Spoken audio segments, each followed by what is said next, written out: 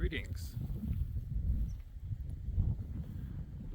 I've been inside the cabin painting trim all day. Haven't nearly made as much progress as I would have liked to have. I've been a little distracted working on and posting a video, and then spending a little too much time paying attention to the analytics. Had to release that. I'm sure it'll get responses and interactions as time moves forward. You may see the amazing thing that's behind me. I'm actually going to view it with you now. Wow. Look how that light just peeks through all these little pinpricks in the clouds.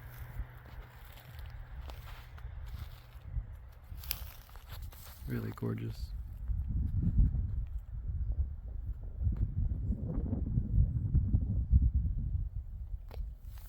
Man.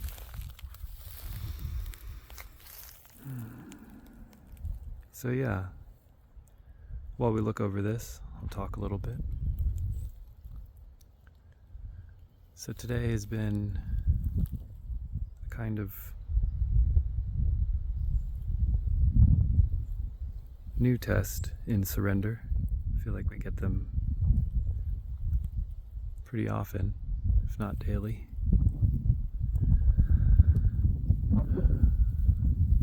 I'm up here in a cabin alone in the mountains of Virginia, and where I could be hiking up that nature trail just down the road, or painting the mountains, painting the sky, or just meditating or communing with nature. I've been inside painting white paint over white paint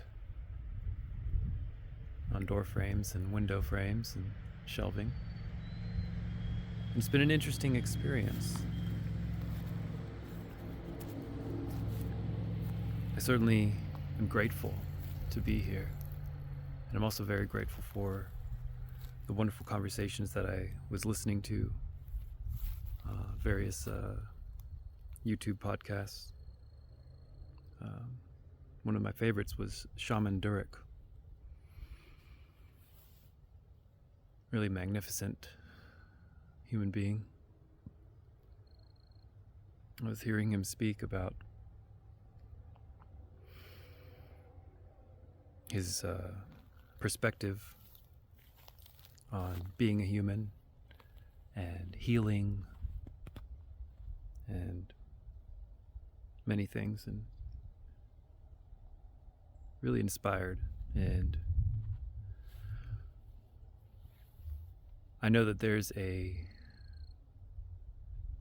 point coming soon when I'll begin performing interviews of my own, and I think I'd like to speak into the universe that I would certainly like to have him as one of my guests. I would love to have a conversation with him.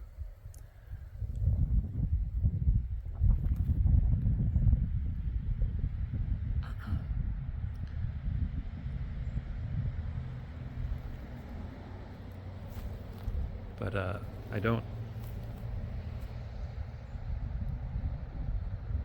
Wow. Oh man, that is. I gotta. Wow.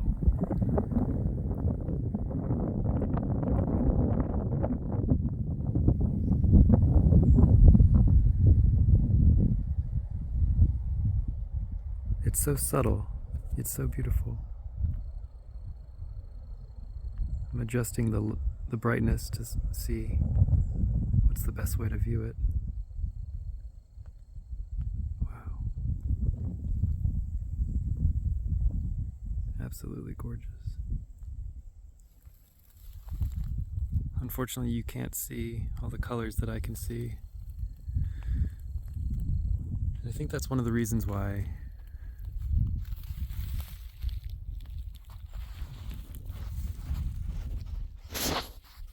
my background in painting has really been such a gift, because now I could sit here with my paint supplies and paint what's in front of me and see something that I couldn't quite capture on a camera. I mean, you can see some of it, surely. The camera never really captures it all.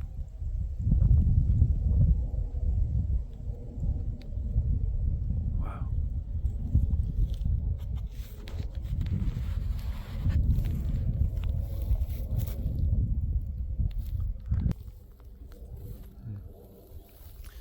So,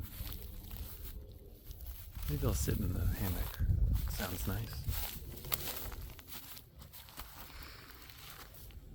Sorry, you've got to look back there.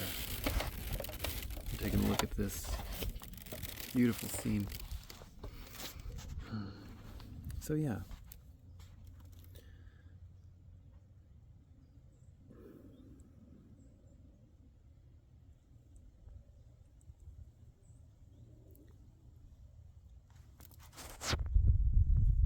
So I posted a video of me talking about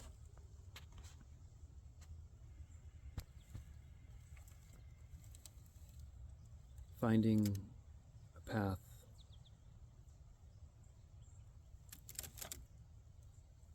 it's actually escaping me the actual verbiage I used.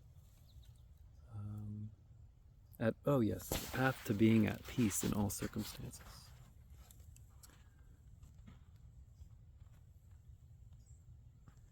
Taking things lightly.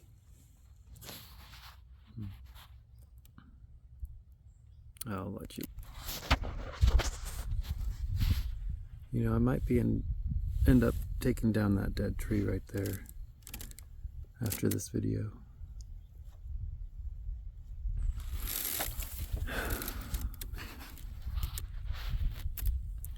But yeah, so being at peace in all circumstances.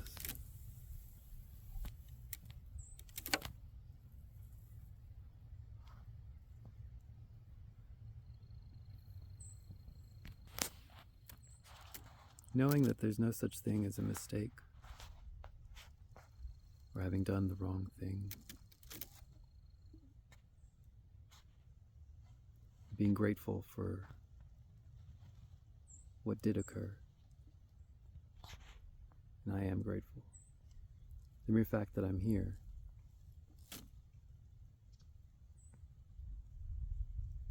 is because I'm doing work. I'm doing work on this house. So, of course, I'm grateful.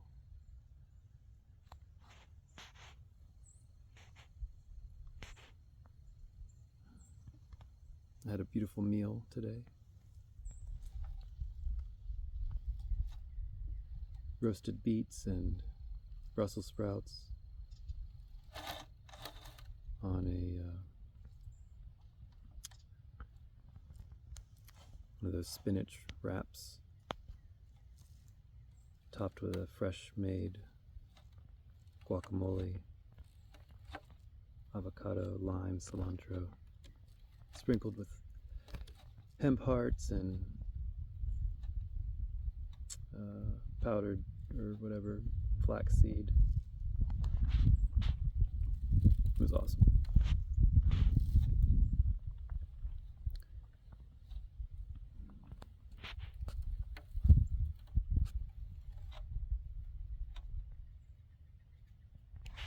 Little bird passed by.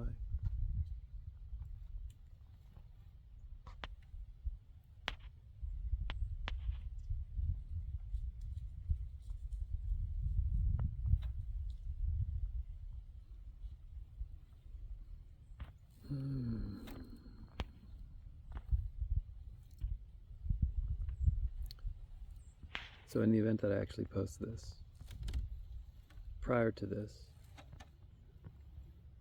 I will have posted a channeled message.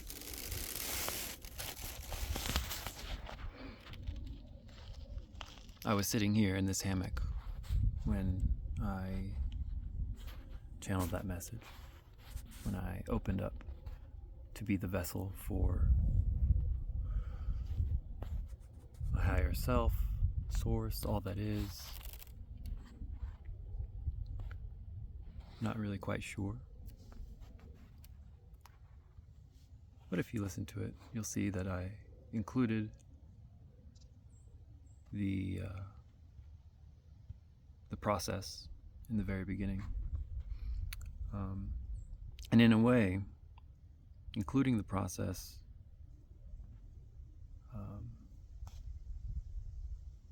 creates a type of energetic roadblock that a viewer must pass through.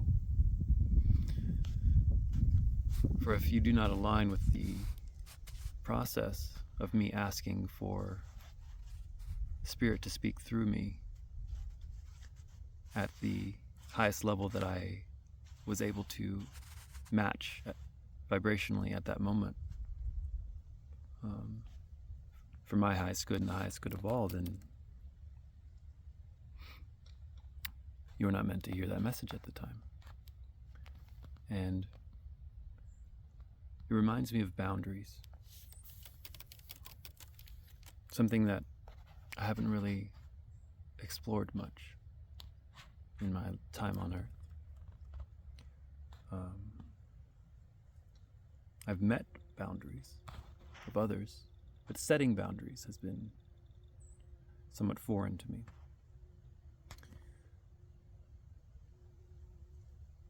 I mean, I've set a few boundaries, but generally they come when I'm at my wit's end almost. Oh, I guess I'm done painting right now, so take down the hair. Woo! Oh man, there you go. So, setting boundaries and communicating your feelings to people around you, it's really difficult, you know, from the ego's point of view. Especially if you, well, now I look kind of nuts, but there you go.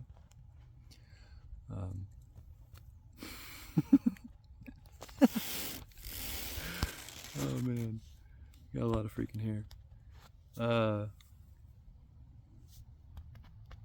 yeah, usually I just like let people walk over me in the past. You know, this is something I'm speaking about because I'm letting it go. But historically, I would, you know, be in some sort of, you know, relationship, whether it's with a boss or a friend or a partner, and I would just let them kind of step over where I should have boundaries, but never establish them, and certainly didn't set any up. And continue to let that happen until I would be so fed up with it that I would kind of create situations where it would be unusual for them to not want to create distance with me or cut ties with me. Let them do the work of disentangling with me. And in a lot of those cases,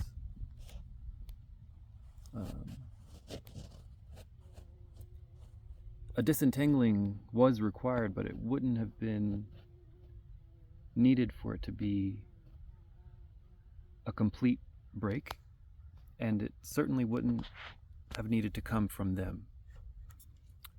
If I had set the proper boundaries. And so I'm taking ownership of that.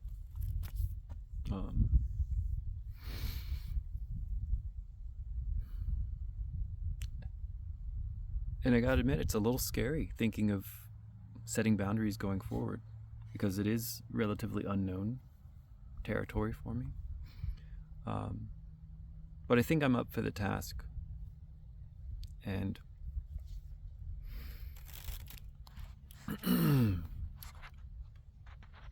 it comes behind beginning another practice that I haven't really done too much of, which is called holding space. A friend of mine, one of my best friends, asked me, upon watching a video I posted about, well, the part 1. This might be part 2. Sure, why not? So the part 1 he viewed and asked me about holding space. And he said, some people may not know what I'm talking about, and maybe I could expand on that in some sort of explanation in a different video. So maybe that's what this is. Sure. 16 minutes in, now you know what the video is about. I may cut this up. But I listen to hour, sometimes 3-hour long videos.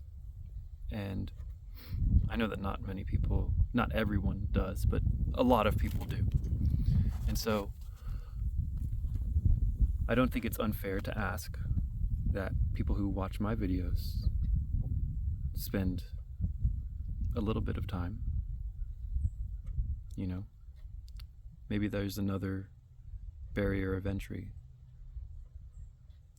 energetic roadblock to pass, to receive my messaging, my wisdom. It's strange claiming to have wisdom. I've never really thought of myself as someone who would become old or wise. But I guess these things happen to you eventually if you stay alive long enough.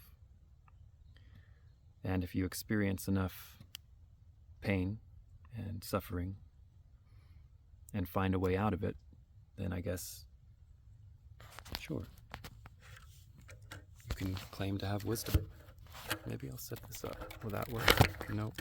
Okay. Well, he tried. Maybe that will work. Let's see. Oh, look at that. Well, there you go. So, here I am looking at some mountains, recording a video. We're spending time together. You're spending time in my energy. You get to experience the stillness. I'm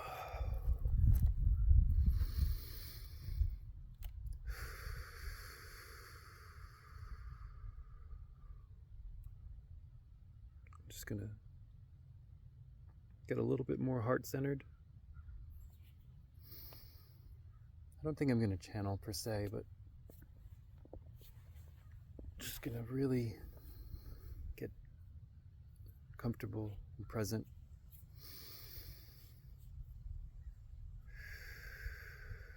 Because we're talking about something that's a little beyond my wisdom.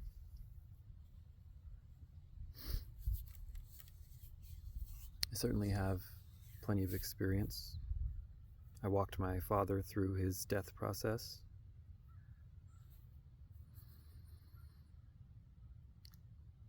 I quit my job when he was unable to live on his own and feed himself. And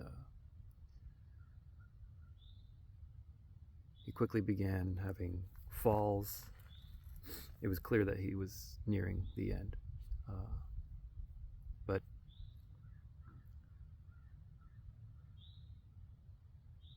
I wouldn't change it for the world. It was a beautiful, beautiful experience we shared together, 2 months.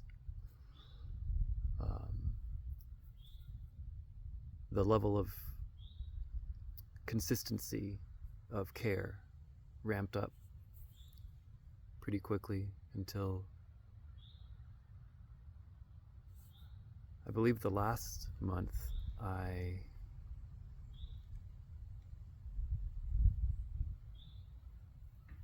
only slept for 2 hours at a time for almost a month straight. And that was because his levels were so chaotic. He had a neuroendocrine tumor of his pancreas and liver, and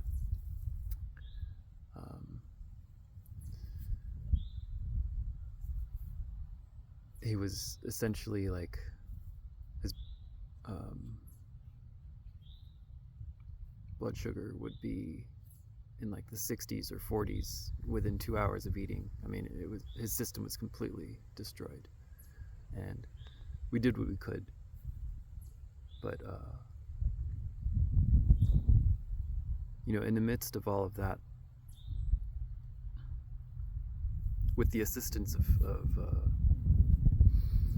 ceremonially, medicinally applied cannabis use, my dad was able to be this beacon of joy and humor when he was in excruciating pain, and so many obstacles kept happening. No matter what we did, he would just wake up in the middle of sleeping and just unconsciously try to go to the bathroom, which was down the hall, and he fell several times in that hallway. Very bad injuries occurred, one of which I had to call 911.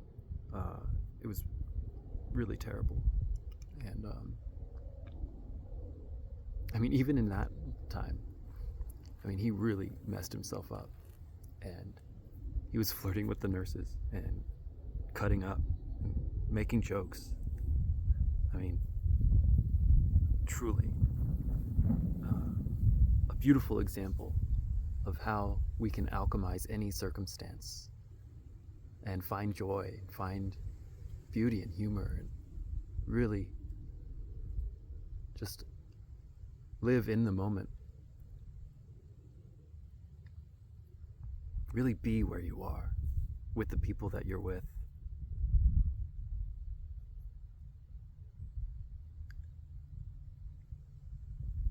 That was a bit of a tangent. Maybe I'll go into a series about that whole process, but if you are here, if you are listening, thank you for listening. Thank you for holding space for me to share that. I appreciate you. And that's essentially what it is. Holding space. Listening to someone share something that is important to them, sometimes charged with emotion. And that's usually what it is. It's someone sharing some story with you that's deeply important to them, charged with emotion of some sort. And depending on that person and the circumstance, their state of being, they may be actively emotional in some way in that sharing. And holding space is staying centered, looking them in the eye, and really listening to what they're sharing with you. And just being there for them. Not thinking of, how can I fix this for them? Not trying to interrupt and share some experience that you had that was a little similar to what they're talking about.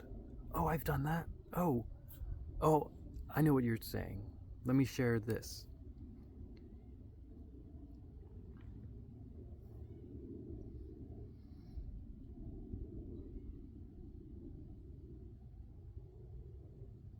When you're holding space for someone, there's actually very few things that are acceptable to say. And it's kind of similar to meditation in a way. When you're in meditation, thoughts pass over you and try to take over your mind and send you on paths of thought. Oh, did I do that? Or, oh, remember when this? Or, oh, I messed up in this way with that person. And, oh, this will never work out for me. All these different thoughts will come up for you. It's a little chilly.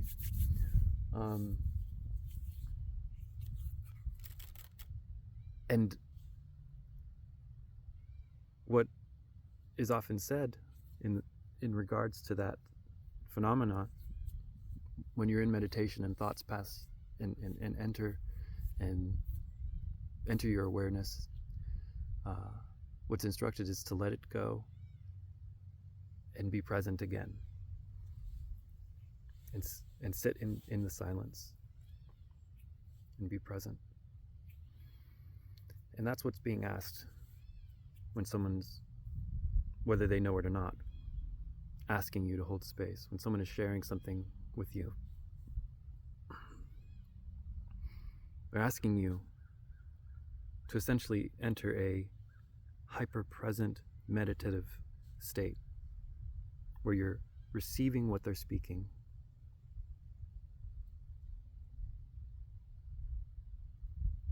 allowing the story to be what your mind is focused on. And when your mind wanders to ways to make them feel better, or if they're complaining about something, ways to fix it, or if they're getting emotional and maybe even attacking you, staying centered and neutral and non-reactive and just present with them.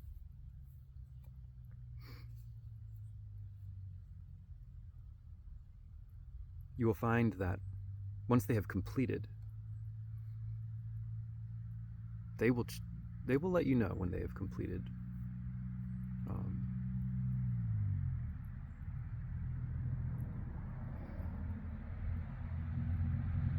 They will be so grateful for the gift that you just offered them, even if they were actually angry at you.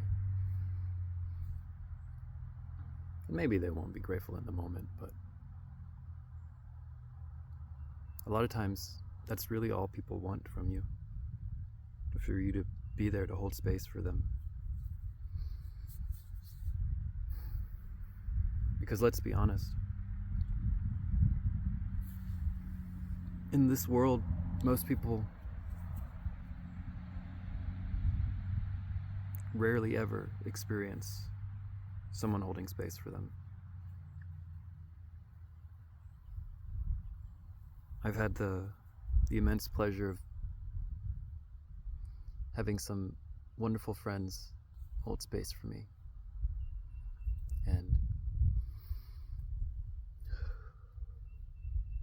I'm even more blessed that I have a partner who is masterful at holding space. It's truly amazing.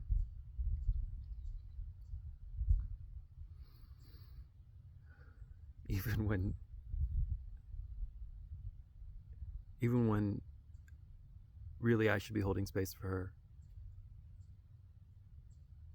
sometimes if I get too reactive, she'll end up holding space for me, when the whole situation started with her needing me to hold space for her.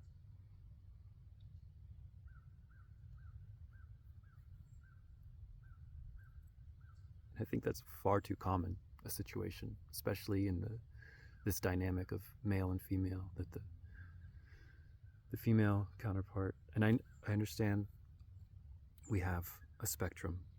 I completely agree. There's absolutely a spectrum on all levels. We won't get into that, but I'm saying in this modern Western world where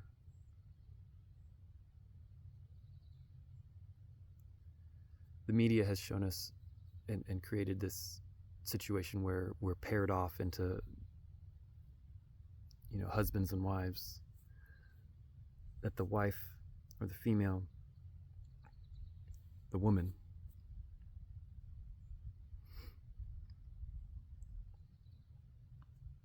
ends up being the one who does all the emotional labor, who holds space for everyone in the family, and no one holds space for her. And I think the only thing I can do about that is change it within my personal dynamic and share my journey on that path, and trust that at the very least I will have improved my relationship, and I will have given the gift of holding space to my partner. And with practice, I will gain the ability to hold space in general. Now, I haven't made this very public yet, but I'm in a group of men, and we have titled ourselves Wild Men. And we have been a group of 3 for over 3 years now. And we've added a member here or there. Right now there's a 4th. And I believe he's going to stick around. But our goal with Wild Men is to create a community. Yes, online, but more focused on in-person retreats, places like this, in this cabin. It's one of the purposes of the cabin that I'm renovating, is to be a space where men can come and spend at least a few days, preferably, a week or so, in nature, in the wild, with men who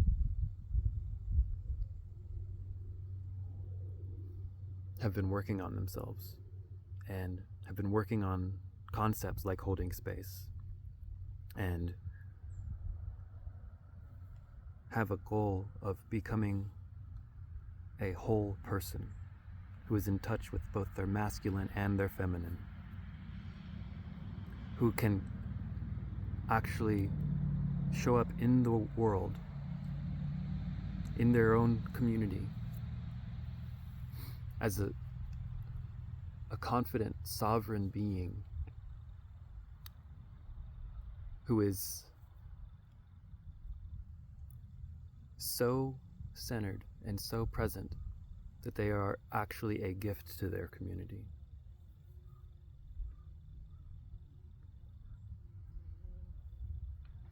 And one of the reasons that we've discovered that this group has not expanded is because we haven't actually practiced being a member of the Wild Men in our own communities publicly yet. So we've had some discussions lately, and it's actually the inspiration for my recent burst of creative sharing. I had a realization that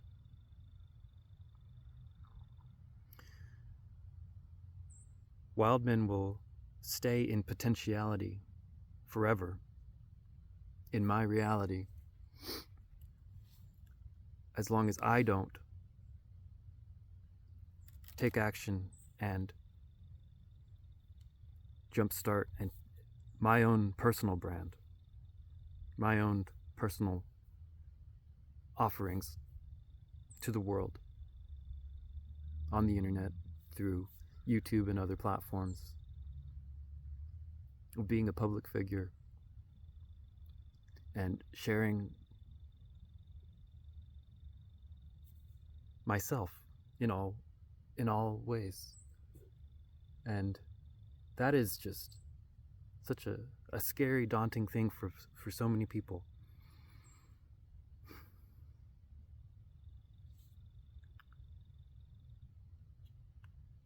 But I'm not afraid.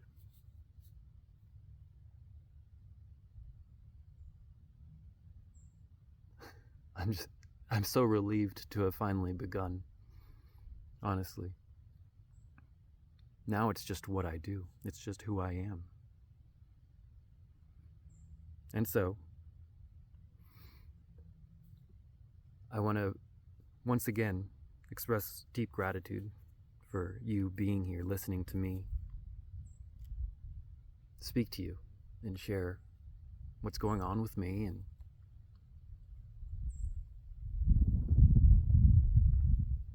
what some of my plans are. I didn't really plan to share that. Oh, right. So, Wild Men, the retreats.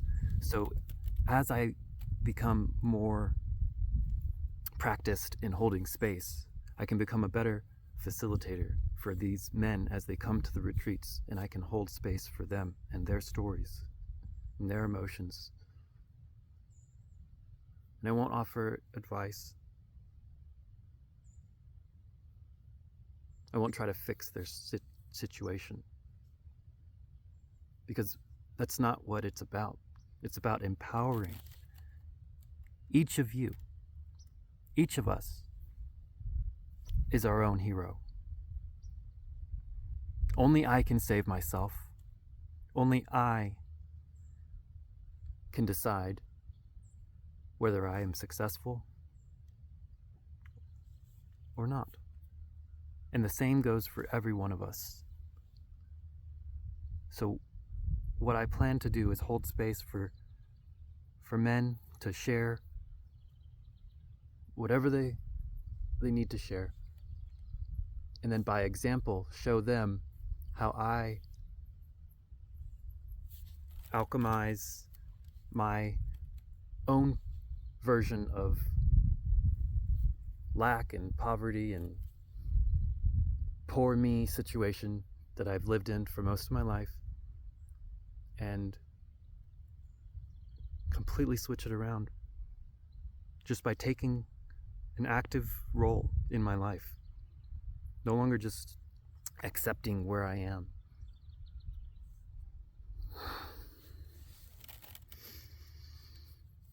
It's really quite interesting. You know, I think it's very possible that if you're watching this, you may have listened to the channeled message that I posted the other day. Was that yesterday? Anyways.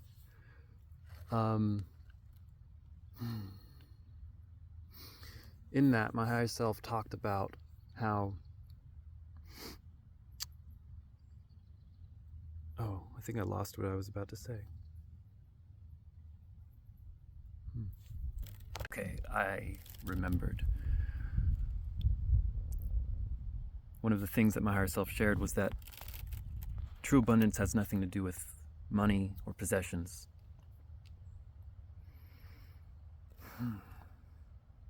It's your character. It's who you are. It's the energy that you bring, the skills that you have developed.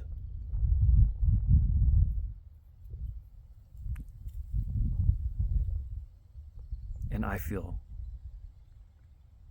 overflowing with abundance in those areas. And when you are in abundance of something, it is human nature, as long as fear is not present, to want to share. And that's what I'm talking about. I want to share my abundance of my awareness of what I have learned, of how to really be in this world. How to be in such a way that you aren't depressed, you don't hate your life, you actually are excited.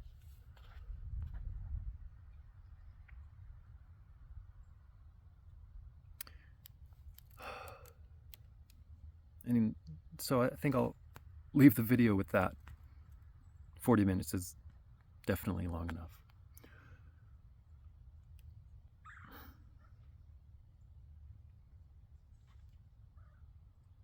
Sure, your credit score is important.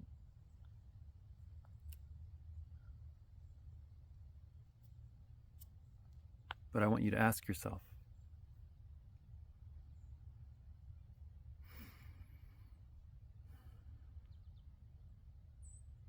do you feel abundant?